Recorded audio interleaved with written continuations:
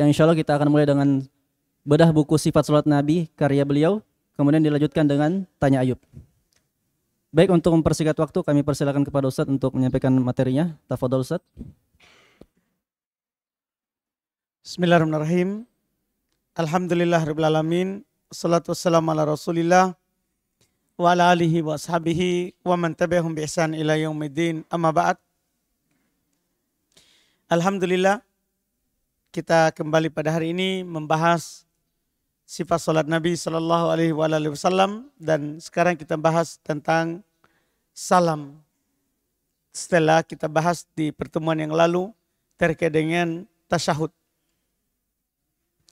Salam di kalangan para ulama rahimahumullah, yaitu menurut mayoritas kedudukannya di dalam solat adalah merupakan rukun solat.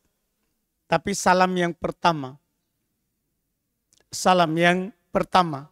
itu merupakan rukun solat di kalangan mayoritas ulama rahimahumullah, berdalil dengan hadits yang diriwayatkan oleh Imam Ahmad, Abu Daud, At-Tirmidzi dan selainnya dari sahabat Ali bin Abi Thalib radhiyallahu taala anhu. Nabi sallallahu alaihi wasallam bersabda, "Miftahus salat at-tahur wa tahrimuha takbir wa tahliluha taslim." Kunci salat adalah bersuci, pengharamannya adalah takbir, dan penghalalannya adalah salam. Sisi pendalilannya digandengkan takbiratul ihram dengan salam. Dalam satu hadits ini, pembukanya takbir, penutupnya salam. Ini tentunya sangat jelas menunjukkan bahwa salam hukumnya sama dengan takbir. Walaupun di sana ada sebagian ulama berpendapat seperti Abu Hanifah, dia belum berpendapat bahwa salam di dalam solat itu katanya tidaklah menjadi rukun dalam solat. Tapi ini pendapat menyelisihi hadits Nabi sallallahu alaihi wasallam. Kemudian salam yang maksud dalam rukun itu salam yang pertama. Adapun salam yang kedua itu adalah sunnah. Salam yang kedua hukumnya adalah sunnah. Iya, yang wajib adalah salam yang pertama. Kemudian ketika salam, kita disunnahkan juga untuk menengok ke kanan dan ke kiri. Ketika kita salam ke kanan, ya salam yang pertama, maka disunahkan menengok. Kalau tidak menengok, tetap sah solatnya. Selesai solatnya dengan salam, tapi tidak melakukan sunnah.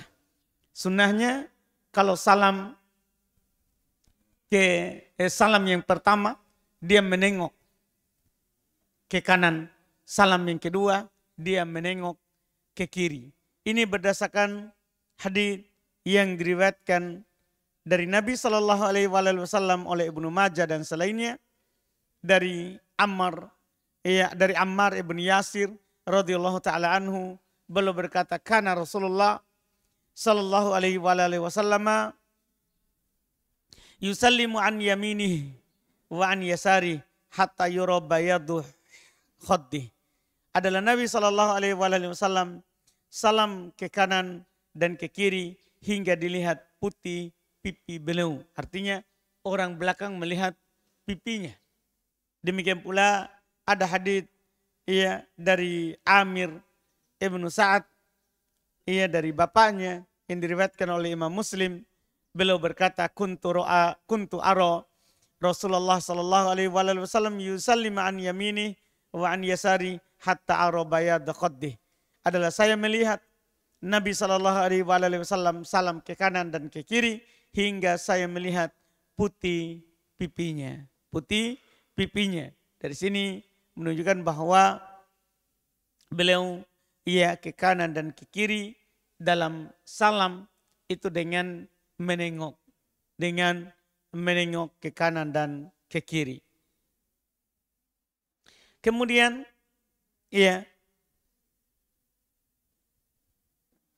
dalam masalah bacaan salam, ya bacaan salam ini semuanya ada dalam tuntunan Nabi Shallallahu Alaihi Wasallam.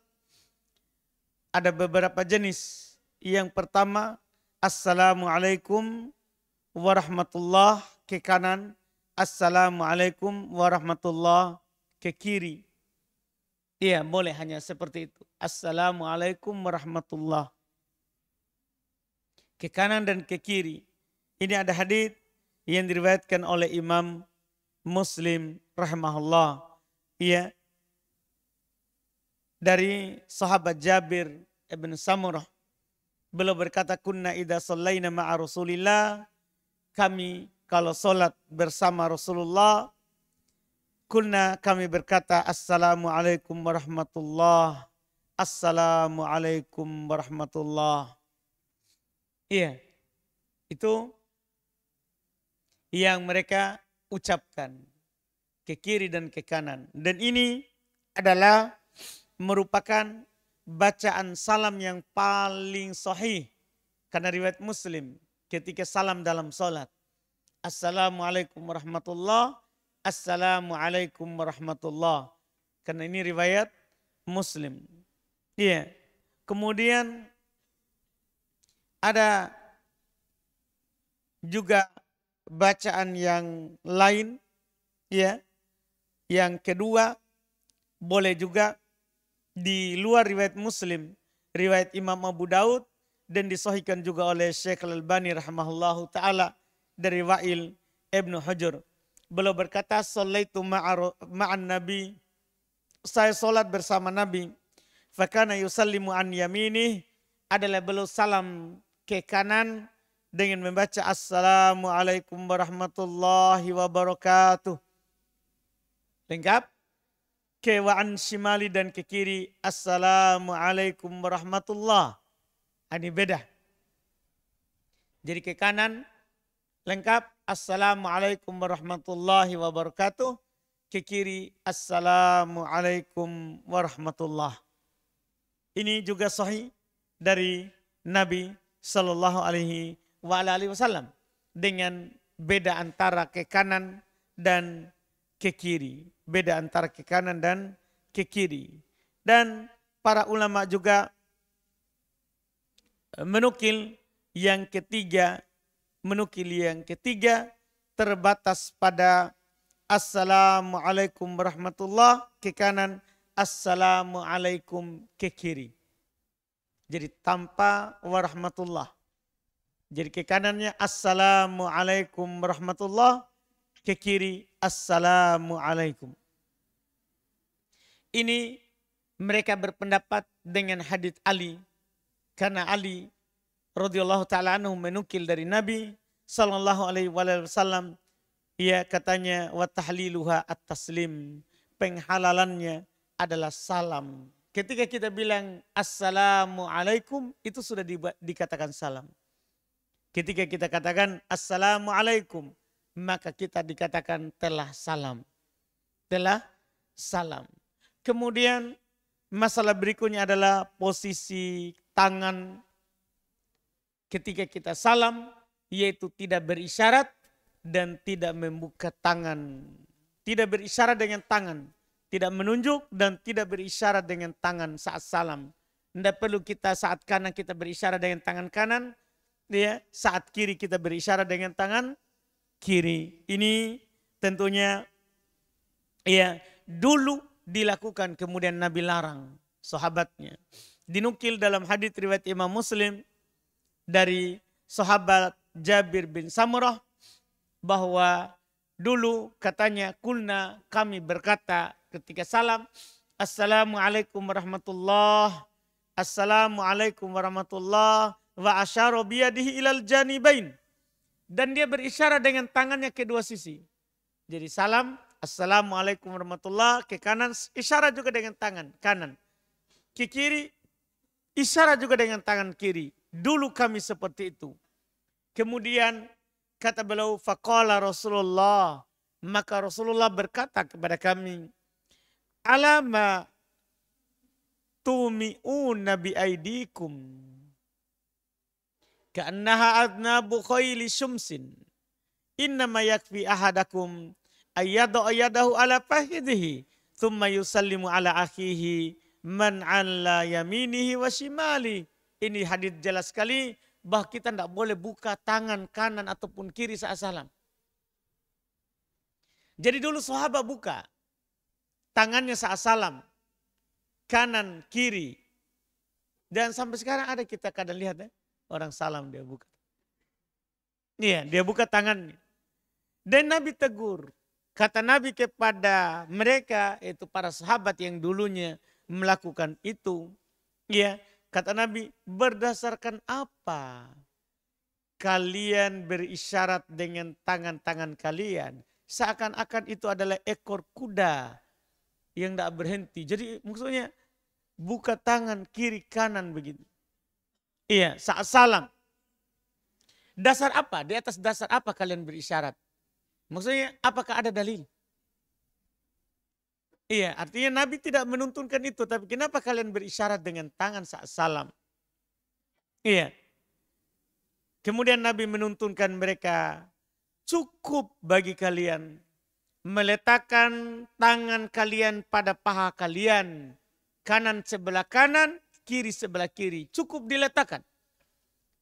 Cukup diletakkan. Kemudian mengucapkan salam atas saudaranya yang sebelah kanan dan salam atas saudaranya sebelah kiri. Jadi ini bacaan syariat dari ucapan saja. Tidak ada gerakan. Hanya ucapan assalamualaikum, tidak perlu gerakan tangan. Hanya ada gerakan wajah. Ke kanan wajah ke kanan, ke kiri wajah ke kiri. Tidak perlu kita berisyarat dengan tangan. Tidak perlu kita berisyarat dengan tangan. Ini terkait dengan salam. Dengan ini maka kita telah selesai dari sholat.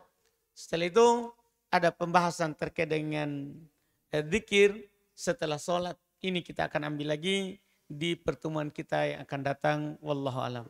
Masya Allah, barakallahu fikum Ustaz. Baik, kita langsung berpindah ke program Tanya Ayub.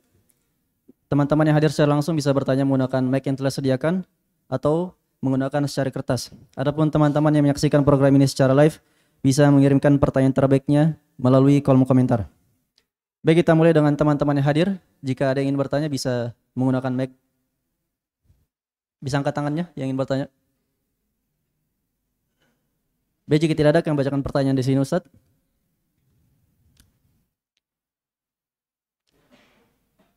Izin bertanya Ustaz. Bagaimana hukumnya jika imam kunut subuh? Haruskah kita juga sebagai makmum ikut angkat tangan? Tidak harus kalau kita tidak berpendapat akan adanya kunut. Bahkan yang berpendapat pun tidak harus. Bagi yang berpendapat kunut, mereka berpendapat itu sunnah, bukan wajib. Ketika kita bilang harus kan berarti wajib. Ketika kita bilang harus berarti itu perbuatan itu adalah apa, Pak? Wajib. Yang berpendapat akan adanya kunut di waktu subuh itu menurut mereka sunnah, bukan wajib. Jadi kalaupun kita tidak angkat tangan, tidak ada masalah. Bagi orang yang berpendapat, apalagi kalau kita tidak berpendapat akan adanya kunut, ya, maka tentunya itu tidak, ya harus, lebih-lebih tidak harus. Karena masalah kunut, pendapat yang kuatnya adalah tidak disyariatkan pada sholat subuh. Kunut itu hanya disyariatkan ketika ada yang terjadi terhadap kaum muslimin yang menimpa mereka, yaitu kunut nazilah. Wallahualam. Barakallahu fiik Ustaz. Kemudian pertanyaan selanjutnya. Jika seseorang sering melakukan sholat sunnah sebelum zuhur 4 rakaat dan setelah zuhur 4 rakaat, tetapi di suatu waktu dia luput 2 atau 4 rakaat sebelum zuhur dikarenakan terlambat atau uzur yang lainnya, apakah boleh dia mengganti sholat sunnah yang luput tersebut setelah sholat zuhur? Kalau dia terbiasa boleh. Kalau terbiasa melakukannya kemudian qadarullah ada uzur sehingga dia luput darinya, boleh dia ganti. Nabi pernah luput sholat sunnah setelah zuhur dan belum ganti setelah asar. Belum ganti setelah asar. Jadi kalau kita luput karena uzur boleh diganti. Wallahualam. Barakallahu fiik Ustaz. Kemudian pertanyaan selanjutnya, bagaimana cara menasihati orang yang malas dan orang yang bersifat kekanak-kanakan? Wallahu a'lam.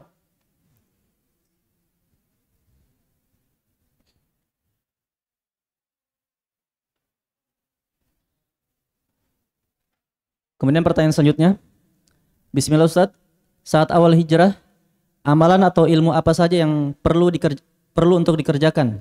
Adakah rekomendasi buku bagi yang awal berhijrah? Tentunya orang yang awal belajar, dia belajar tentang tauhid, tentang syahadatnya. Apa makna la ilaha illallah, apa tafsirnya, apa keharusannya, kandungannya. Itu awal belajar. Kalau dia sudah paham itu dan dia pelajari, maka mulailah pelajari yang wajib dia lakukan sehari semalam. Salat, wudu. Itu dia mulai dengan hal-hal yang mendasar. Wallahu a'lam. Barakallahu fiik Ustaz. Kemudian pertanyaan selanjutnya, apakah niat qada puasa Ramadan harus ada dari malam hari sebagaimana niat puasa di bulan Ramadan? Seluruh puasa wajib harus ada di malam hari, yaitu sebelum terbitnya fajar. Iya, kalau ada yang sholat puasa wajib, kemudian tidak berniat pada malamnya, iya, maka tidak ada puasa baginya. Tidak ada puasa baginya. Wallahu a'lam. Barakallahu fiik Ustaz. Kemudian pertanyaan selanjutnya, apakah termasuk was-was ketika seseorang itu mencium bau angin dalam WC? Ada bisa dibaca. Kemudian pertanyaan selanjutnya, setelah selesai sholat fardu, haruskah pindah tempat kalau kita mau sholat sunnah ba'diyah? Tidak harus. Langsung sholat saja atau pulang ke rumah dan sholat di rumah. Iya, tidak ada sunnah pindah tempat. Iya, tidak ada sunnah pindah tempat. Langsung saja kita sholat di tempat itu atau pindah ke rumah. Iya, Syekh bin Baz pernah ditanya dengan pertanyaan yang seperti itu.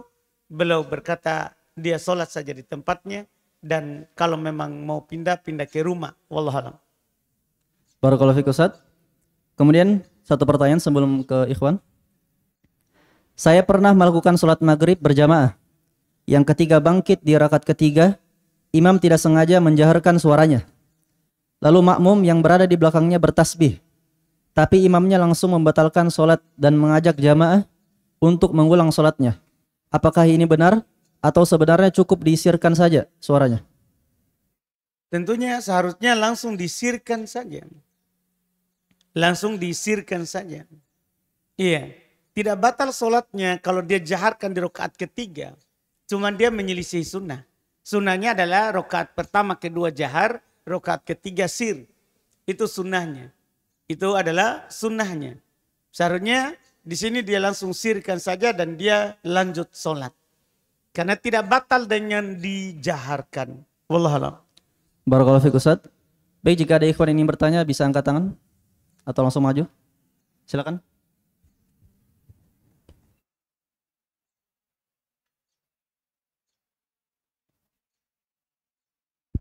Bismillah.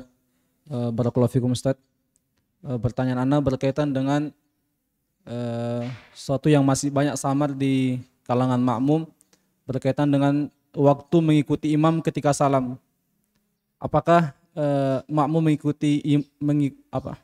apakah makmum mengikuti imam ketika imam salam pertama, ketika imam salam ke kanan, kemudian makmum mengikuti, ataukah tunggu imam selesai salam kedua baru makmum mengikuti? Karena masih banyak makmum yang mengiringi imam ketika salam.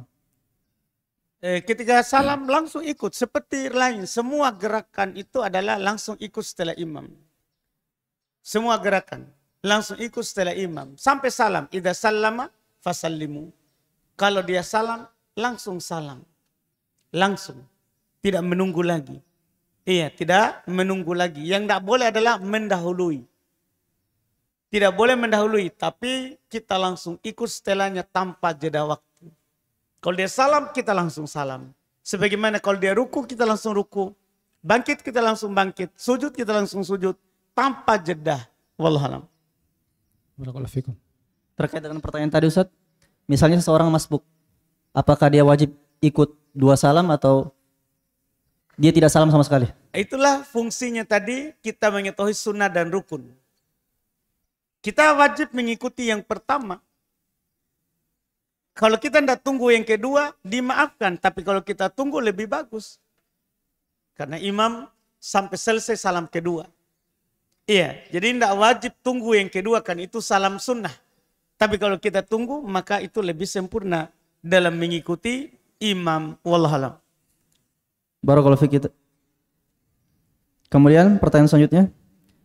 Apakah kita berdosa jika tidak menceritakan kedzaliman orang yang berbuat zalim terhadap kita kepada ahli ilmu? Jika tidak, Nah, Ustaz. ulang. Apakah kita berdosa jika tidak menceritakan kedzaliman orang yang berbuat zalim terhadap kita kepada ahli ilmu? Kalau jika tidak berarti kita tidak ceritakan. Kenapa kita dosa? Mungkin ketika minta fatwa Ustaz. Tidak, masalahnya tidak. Ada kata tidak. Ya kan, kalau kita tidak berbuat apa-apa, kenapa kita bilang berdosa? Kan kita bilang jika tidak menceritakan, tidak masalah. Tidak masalah. Iya, alhamdulillah. Wallahualam. Barakallahu fiik Ustaz. Kemudian pertanyaan selanjutnya. Apa hukumnya membaca surah Yasin pada malam Jumat? Tidak ada sunnahnya. Membaca Yasin tidak ada dalilnya pada malam Jumat. Yang jelas ada kesimpulan dari para ulama tentang Yasin. Semua hadis terkait dengan keutamaan surat Yasin antara palsu atau dhaif. Tidak ada yang sahih satupun hadis tentang Yasin. Wallahualam. Barakallahu fiik Ustaz. Akhir-akhir ini saya selalu bermimpi baik atau buruk, tapi terus-menerus terjadi mimpi tersebut di dunia nyata. Pertanda apakah ini? Kita baca doa tidur, itu dipastikan dulu. Iya, apa kita baca doa tidur atau tidak? Kalau kita baca doa tidur, berarti itu mimpi dari Allah. Iya, ru'ya solehah, mimpi yang baik. Kalau terjadi berarti memang dari Allah. Kalau kita baca doa tidur. Kalau tidak baca doa tidur, maka 2 kemungkinan. Dari setan atau dari kita sendiri. Iya, dari setan atau dari kita sendiri. Kalau kita menghayal tentang sesuatu sebelum kita tidur, maka itu dari kita sendiri. Sampai terbawa ke mimpi. Kalau kita tidak menghayal sebelum tidur, kemudian kita mimpi, maka itu dari setan. Maka itu dari setan. Wallahualam. Barakallahu fiik Ustaz. Kemudian pertanyaan selanjutnya. Apakah berdosa jika kita tidak sholat tahiyatul masjid, tapi langsung duduk ketika masuk masjid dan punya wudhu? Di atas pendapat mayoritas yang menyatakan bahwa tahiyat masjid adalah sunnah, maka tidak berdosa. Cuman kita tidak dapat pahala sunnah. Di atas pendapat mayoritas ulama rahimahumullah. Barakallahu fiik Ustaz. Baik, jika ada ikhwan yang ingin bertanya, dipersilakan. Silakan.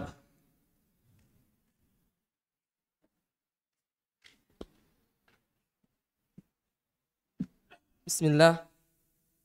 Apakah jika terdapat tinta di kulit bisa menyebabkan wudhu kita tidak sah? Tinta ini apakah menghalangi air dari kulit? Iya. Ah, masa. Tinta spidol. Tinta spidol. Ya. Tidak menghalangi air dari kulit itu, saudara. Iya. Iya kan? Kalau yang menghalangi, Tidak ada tinta yang menghalangi. Misalnya cat lah. ya, Nah, kan ada cat air, cat minyak. Itu cat minyak biasanya kan menghalangi air dari kulit. Ah, batal wudhunya.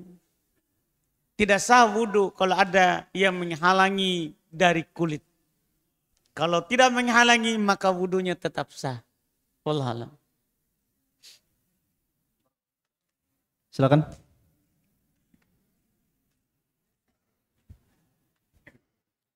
Barakallahu fiik Ustaz.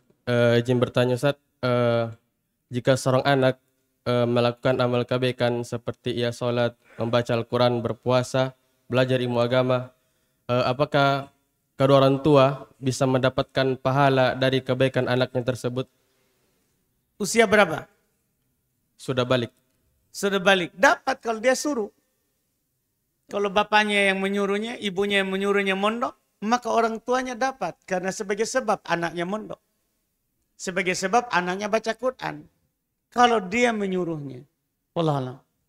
Barakallahu fiik. Berarti tidak semua amalan anak itu mengalir ke orang tua begitu saja, Ustaz?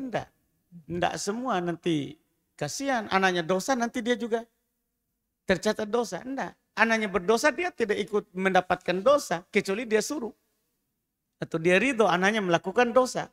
Tapi kalau dia sudah nasihati, jangan kau melakukan pelanggaran, jangan lakukan dosa, itu maksiat. Kemudian anaknya melakukannya, maka anaknya dapat dosanya. Wallahualam. Barakallahu fiik, Ustaz. Selanjutnya. Silakan.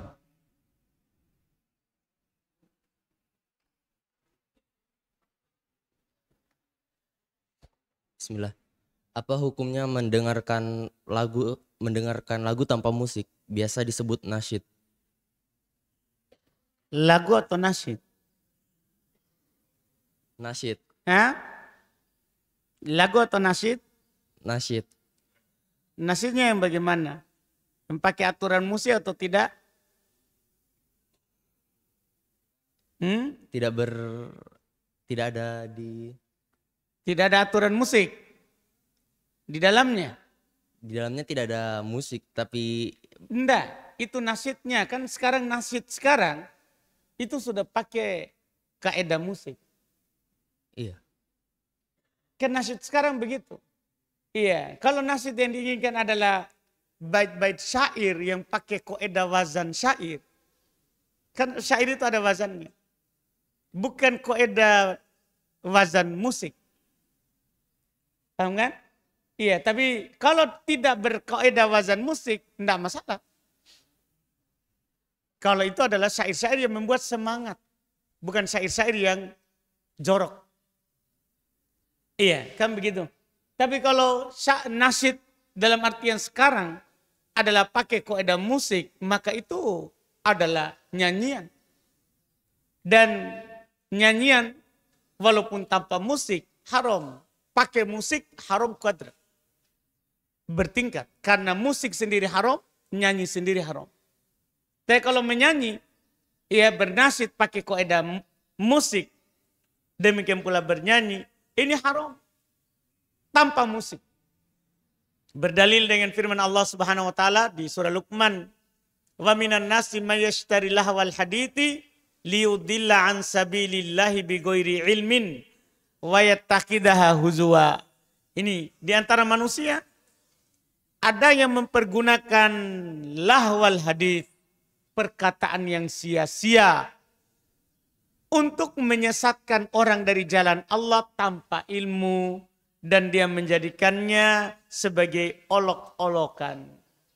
Para ulama tafsir di kalangan sahabat menafsirkan lahwal hadits adalah al-ghina. Seperti Ibnu Abbas, Jabir bin Abdullah, semua menafsirkan lahwal hadits adalah nyanyian. Nyanyian. Itu di antara manusia ada yang menjadikannya sebagai hal yang menyesatkan orang. Betul itu. Betapa banyak di sana orang sesat gara-gara nyanyian. Iya, walaupun nyanyiannya berbau agama, tapi banyak orang sesat. Dia tidak baca Quran karena dengar nyanyi. Dengar lagu. Karena menyanyi. Jelas lagu diharamkan dalam syariat. Diharamkan dalam syariat. Wallahualam. Barakallahu fiik, Ustaz. Selanjutnya.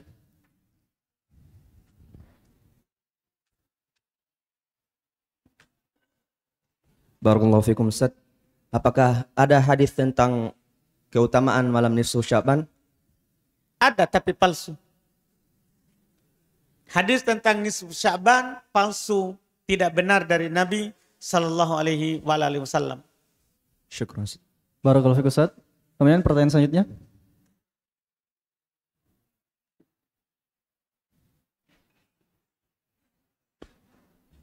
Bismillah, Ustaz. Lanjutan dari saran tadi yang bertanya, jika tinta memang tidak membatalkan wudhu atau menghalangi sahnya wudhu, bagaimana itu jika orang menggambar-gambar di kulitnya Ustaz? Kayak membuat tato. Apa hukumnya Ustaz? Wah, dilaknat yang bertato dan yang mentato. Kalau itu dilaknat. Walaupun tidak Tato permanen. ya, tato ya. Gambar-gambar gitu Ustaz. Gambar-gambar. Gambar, bukan tato. Karena antum bilang tato. Kalau tato dilaknat oleh Nabi SAW. Dilaknat orang yang meminta ditatokan dan yang mentatokan. Dilaknat. Iya, itu dosa besar. Itu dosa besar. Walaupun tidak permanen. Berarti gambar biasa. Iya Ustaz, kayak gambar pulpen begitu. Dia gambar pulpen. Gambar-gambar. Enggak masalah. Bukan tato kan. Jangan bilang tato saudara. Karena tato beda hukumnya. Iya. Hanya dia gambar saja di tangannya. Yes. Iya. Gambar-gambar apa? Sembarang dia Ustaz. Sembarang perempuan, ceweknya begitu. Nah, haram gambar bernyawa. Haram menggambar bernyawa. Dimanapun. Di tangan, di buku, dimanapun. Haram gambar bernyawa. Kata Nabi SAW, la'anallahul musawwirin. Allah melaknat orang-orang yang menggambar. Yang bernyawa. Ada penggambarnya yang bukan bernyawa, pohon, dan semisalnya, maka tentunya mubah. Wallahualam. Syukran Ustaz. Barakallahu fiik Ustaz. Baik, jika masih ada yang bertanya dipersilakan. Jika tidak ada yang bacakan pertanyaan di sini. Apakah termasuk cara salam ketika seseorang itu telah menoleh ke kanan, kemudian ia kembali menghadap ke depan sejenak, baru kemudian ia ke kiri? Wallahualam. Cuman dinukil adalah Nabi ke kanan kalau kanan, kiri kalau ke kiri. Tadi juga itu ada penukilan, cukup ke kanan kalau kalian salam ke kanan, kiri kalau kalian salam ke kiri. Kalau kembali ke depan, wallahualam. Barakallahu fiik Ustaz. Kemudian pertanyaan selanjutnya, apakah batal puasa ketika menghirup minyak kayu putih dengan mengkiaskan menghisap asap rokok? Jangan samakan hal yang berbeda. Kayu putih mubah, rokok haram. Gimana kita samakan sesuatu yang berbeda? Iya, rokok itu dia diharamkan asalnya.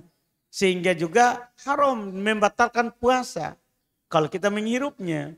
Kalau minyak kayu putih mubah. Dan dia bukan makanan. Kalau rokok dikatakan syurbud dukhon, minum rokok. Kalau kayu putih, jadi antum bilang minum kayu putih. Enggak, kan hanya mencium minyak kayu putih. Kan begitu, beda-beda memang namanya. Jadi beda hukumnya. Mencium minyak kayu putih tidak membatalkan puasa. Merokok membatalkan puasa. Wallahualam. Barakallahu fiik Ustaz. Kemudian pertanyaan selanjutnya.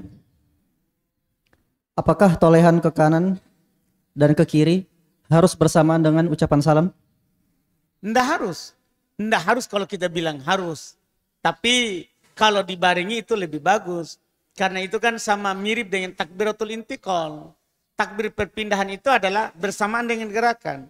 Allahu Akbar, Allahu Akbar. Nggak boleh kita sudah sujud baru Allahu Akbar. Sudah berdiri baru Allahu Akbar. Tidak boleh, itu sudah pindah waktu. Jadi sama juga dengan salam tadi. Kalau kita barengkan Assalamualaikum warahmatullah, Assalamualaikum warahmatullah, itu lebih bagus, lebih sempurna. Wallahualam. Barakallahu fiik Ustaz. Terkait dengan ucapan salam ini Ustaz, apakah boleh kita mendahului imam di salam kedua? Dikarenakan imam lambat begitu. Tidak boleh mendahului imam.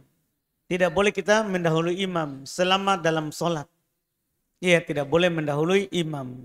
Tapi kalau kita misalnya sudah mau sekali buang air, sudah salam pertama langsung kita berdiri, tidak tunggu salam kedua, tidak apa-apa. Karena dengan salam pertama sudah putus, sudah selesai. Sudah selesai. Tapi tadi kita berbicara yang sempurnanya. Kita ikut imam sampai salam kedua kalau dia bersalam 2 kali. Wallahualam. Barakallahu fiik Ustaz. Kemudian pertanyaan selanjutnya, apa hukumnya sholat sunnah syuruk? Di atas sahihnya hadits yang disahihkan oleh Syekh Albani rahimahullah, sunnah, sholat sunnah syuruk. Ya, sunnah, sholat sunnah syuruk, yaitu ketika matahari sudah naik. Wallahualam. Barakallahu fiik Ustaz.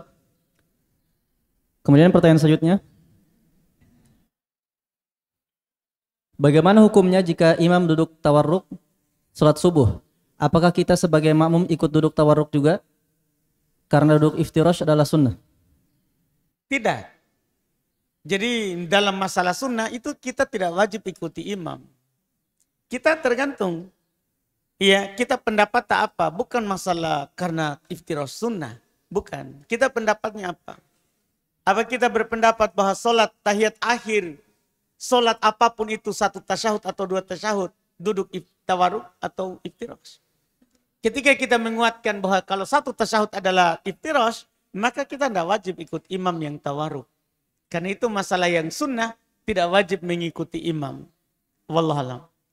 Terkait dengan duduk tawarruk dan iftirash, Ustaz, apakah ketika kita misalnya berada di lingkungan yang mereka itu duduk tawarruk, apakah perlu juga ikut tawarruk atau tidak? Apa sebab, apa masalahnya? Karena kan bagi orang yang duduk tawarruk itu sunnah duduk tawarruk. Tidak wajib. Bahkan dia duduk tawarruk, kita duduk bersila, tidak masalah. Iya. Dan tidak ada hal yang membuat keributan masalah duduk itu. Iya, tidak ada hal yang membuat keributan dalam masalah duduk. Wallahualam. Barakallahu fiik, Ustaz. Kemudian pertanyaan selanjutnya. Apa hukum memanggil kucing peliharaan dengan panggilan nak atau dek? Wah, Masya Allah. Ya, wallahualam. Apakah itu anakmu atau adekmu? Iya, wallahualam. Baik, jika ada yang ingin bertanya dipersilakan. Bisa langsung maju. Nara. Baik, kami bacakan pertanyaan di sini. Dalam beberapa artikel menyebutkan jika gerakan sholat makmum mengikuti imam. Dalam beberapa artikel menyebutkan jika gerakan sholat makmum mengikuti imam, jika imam sudah tumakninah, misalnya ketika imam posisinya ruku, ketika imam posisi rukunya sempurna, barulah makmum ikut ruku. Dalam beberapa artikel menyebutkan jika gerakan sholat makmum mengikuti imam, jika imam sudah tumakninah, misalnya jika imam posisi rukunya sempurna, barulah makmum ikut ruku. Apakah kita ikut setelah imam tumakninah, Ustaz, atau bagaimana? Hadis dari Nabi, hadis saja. Kita berbicara artikel kan berbicara pandangannya orang. Berbicara pendapatnya orang yang menulis artikel itu. Sekarang hadisnya Nabi begini, dia bilang, Inna maju ilal imam liutamabi. Imam itu dijadikan supaya diikuti. Idza kabbaro fakabbiru. Jika dia bertakbir, bertakbirlah.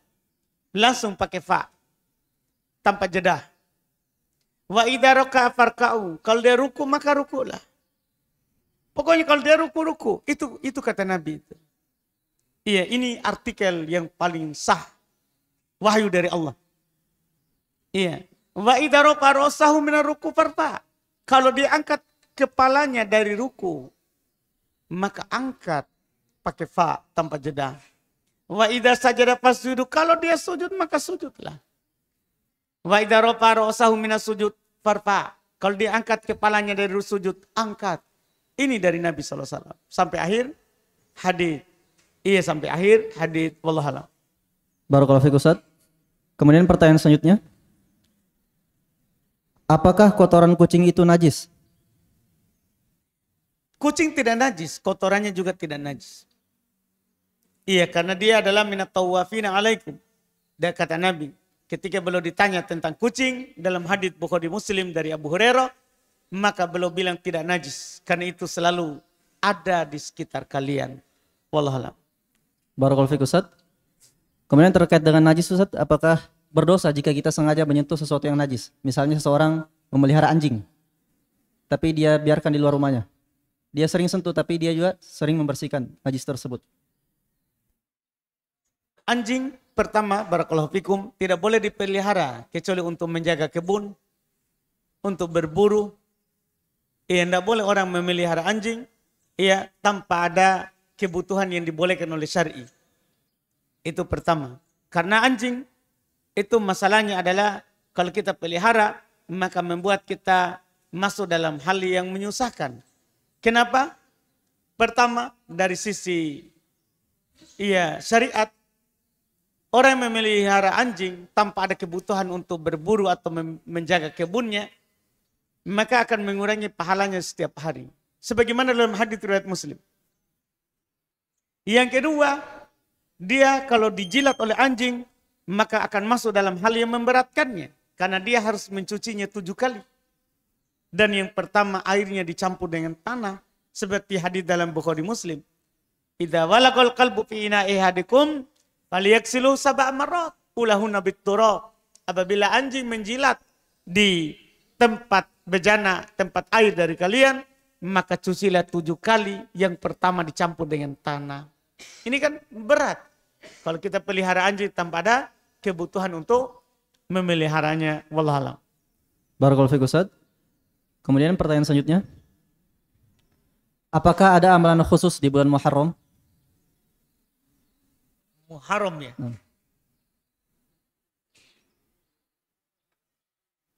Ini bulan Muharram.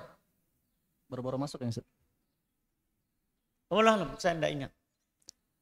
Baik, pertanyaan selanjutnya.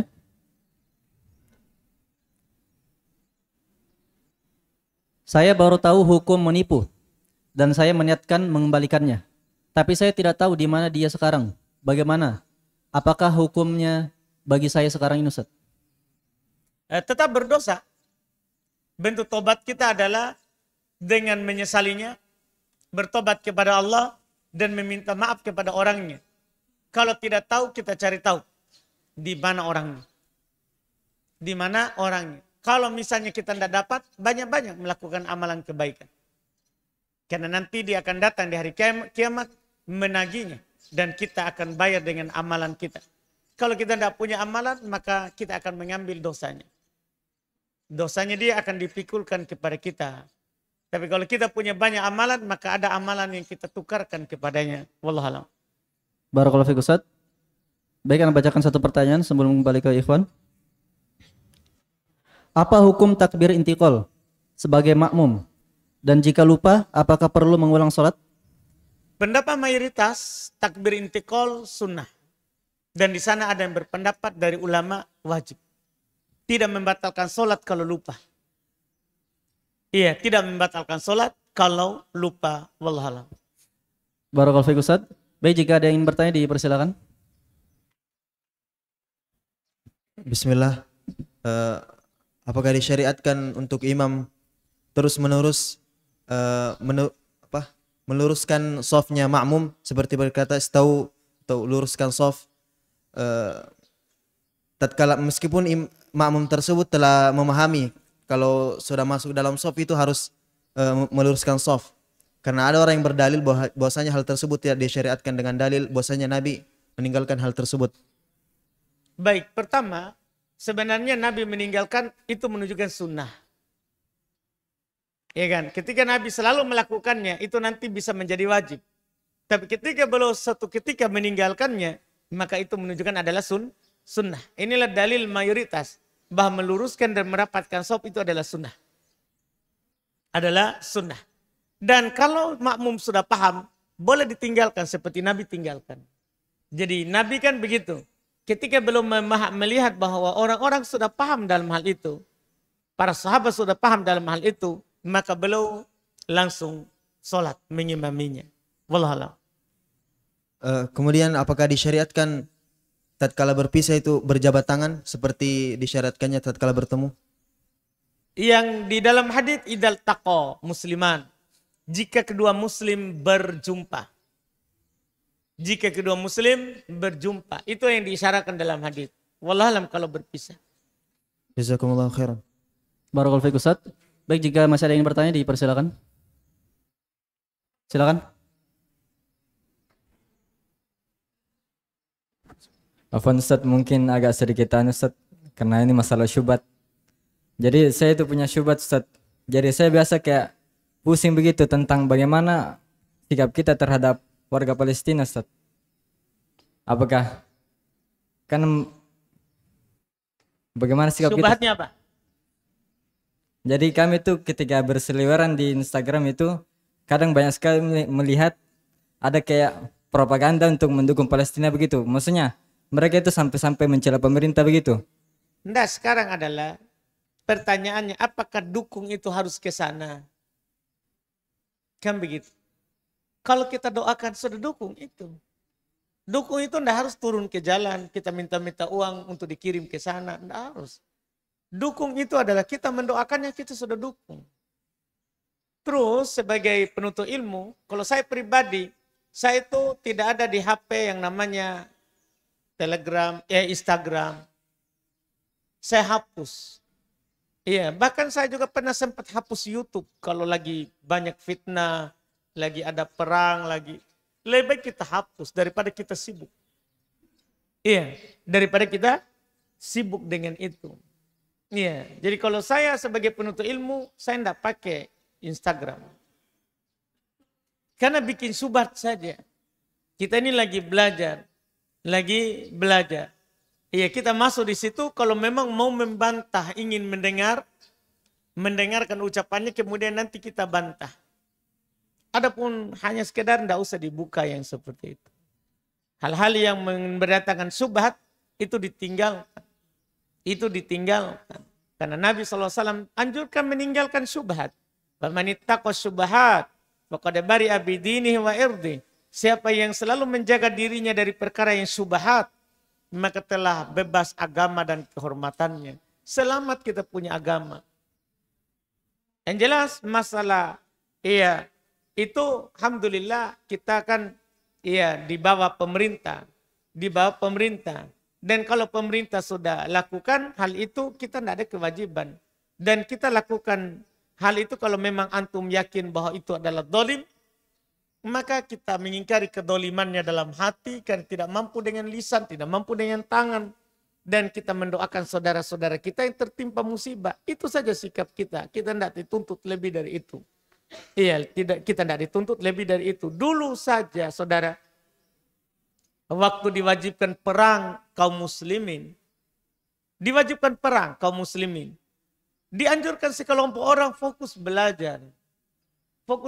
Jadi antum fokus saja belajar. Perang sudah ada yang mewakili di sana. Kalau memang ada anjuran jihad, pemerintah akan mengutus yang ahli, bukan kita. Kita jangan sampai pergi sana menghabiskan nasi saja. Menghabiskan roti saja. Pegang senjata saja tidak tahu. Nanti keker ke kaki kena kepala. Ini masalah saudara. Jadi tidak ada kewajibanmu itu memikirkannya. Kalau memang mereka antum lihat tertindas, doakan saja. Doakan saja. Kita bersedih apa yang membuat mereka sedih. Kan begitu. Itulah mukmin. Al-mu'min lil mu'min kal bunyan. Mukmin yang satu dengan mukmin yang lain seperti bangunan. Kalau satu sakit ya sakit seluruh badannya.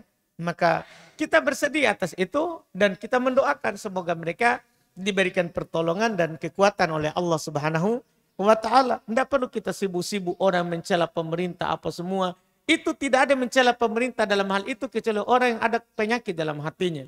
Orang-orang pergerakan memang setiap saat dia cuma mencari kesalahan pemerintah, masalah Palestina, berikut lagi masalah. Pokoknya orang-orang yang mengatasnamakan agama, mencela pemerintah, itu memang mencari kesalahan pemerintah. Tidak usah kita ikuti itu. Iya, kita buang syubhat itu. Kita sebagai ahli sunnah wal jamaah, kita taat di bawah bendera pemerintah. Walaupun dia pukul kita, kita tetap taat. Walaupun dia ambil harta kita, kita tetap taat. Kita tetap taat. Wallahualam. Barakallahu fiik Ustaz. Baik, jika masih ada yang bertanya dipersilakan.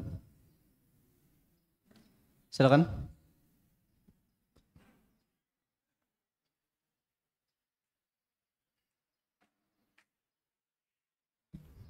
Bismillah. Afwan Ustaz, apakah boleh mengeluarkan zakat harta pada masjid yang sedang dibangun? Zakat harta tidak ke pembangunan. Zakat harta itu sudah ditentukan yang berhak menerimanya. Iya, dia untuk fakir, untuk miskin. Kalau kita serahkan ke amil zakat, ada untuk amil. Al-ghorimin untuk orang yang terlilit utang. Ibn Sabil untuk musafir yang terputus bekalnya. Iya kan? Fisabilillah, untuk di jalan Allah. Untuk orang berjihad di jalan Allah dengan pedangnya. Atau orang berjihad di jalan Allah dengan penanya. Dengan pulpennya. Untuk penuntut ilmu. Iya. Ini zakat harta. Iya. Dan untuk mu'allafah qulubuhum. 8 golongan. Untuk orang yang mau dilembutkan hatinya. Ada orang ini benci sekali sunnah. Kita ajak dia kepada agama, kita nasihati dia, benci sekali. Tapi kalau kita kasih uang langsung loyo. Langsung dia cinta. Ada orang ganggu kita, oh jangan ku ganggu itu ustaz kah, itu temanku itu. Padahal orang keras sekali, tapi karena kita pernah kasih uang dari zakat harta, langsung dia lembut. Maka ini namanya mu'allafah. Bukan mu'allaf yang baru masuk Islam ya, bukan. Masuk juga. Tapi mencakup juga muslim yang keras. Muslim yang keras. Atau orang kafir yang benci sekali Islam. Boleh dikasih. Boleh dikasih. Jadi ini 8 golongan yang sudah ditentukan. Dan di situ saudara tidak ada nama masjid. Jadi makanya zakat harta itu tidak ke masjid. Tidak ke pembangunan. Iya, ke pembangunan itu sedekah. Wakaf biasa. Wallahualam. Barakallahu fiik. Barakallahu fiik Ustaz. Baik, 2 pertanyaan terakhir. Jika masih ada yang ingin bertanya, dipersilakan. Jika tidak ada, kami bacakan pertanyaan di sini. Saya hanya bisa ikut tabligh akbar di hari Ahad karena hari Sabtu masih kerja. Ada undangan walimah teman di hari Ahad. Antara memenuhi undangan atau menghadiri tabligh akbar, yang mana yang harus saya dahulukan Ustaz? Di mana walimahannya? Apakah dekat sana atau berjauhan? Kan begitu. Kalau berjauhan, ya walimah wajib. Karena undangan, menjawab undangan hakul muslim alal muslim. Wajib. Iya, ikut tabligh akbar adalah tidak wajib. Tidak wajib. Cuman dianjurkan untuk meramaikan kebaikan, mendukung kebaikan. Iya, cuman kalau kita bertabrakan masalah hal itu dengan yang lain, maka dahulukan yang penting kemudian yang penting. Kalau tidak bisa dikompromikan. Tapi jika bisa dikompromikan, kompromikan. Supaya kita dapat banyak kebaikan. Banyak kebaikan. Wallahualam. Barakallahu fiik Ustaz. Baik, pertanyaan terakhir. Apa hukum meminta atau berdoa untuk mimpi basah? Masya Allah. Iya. Berdoa untuk mimpi basah ya. Itu akan datang sendiri itu kalau memang kita butuh. Walaupun kita tidak berdoa. Ini udah stres sekali ya. Iya. Sudah mau sekali ini menikah. Iya kan? Karena sampai mau sekali mimpi basah. Allah yang tahu itu. Karena kan man itu adalah sesuatu yang doror untuk kita. Kalau tidak keluar. Dan Allah yang tahu itu. Kalau memang dia sudah berbahaya, Allah akan mengeluarkannya. Allah akan mengaturnya. Bah kita tidak mimpi pun dia akan keluar. Jadi jangan antum anggap bahwa itu mani itu akan keluar hanya dengan mimpi. Tidak. Antum tidur tidak mimpi pun kalau memang itu sudah berlebihan Allah akan mengalirkannya. Paham kan? Tiba-tiba antum bangun, basah. Sudah becek celana. Itu memang rezeki dari Allah tanpa mimpi pun. Orang yang baca doa tidur kan tidak mimpi. Langsung tiba-tiba bangun sudah basah. Jadi tidak perlu kita minta itu. Allah yang maha tahu. Mintalah hal-hal yang bermanfaat yang lain. Minta mimpi basah. Iya. Kita sudah habis permintaan yang lain. Iya, Masya Allah. Wallahualam. Baik, dengan dijawabnya pertanyaan terakhir tadi, berakhir juga program kita pada pagi hari ini.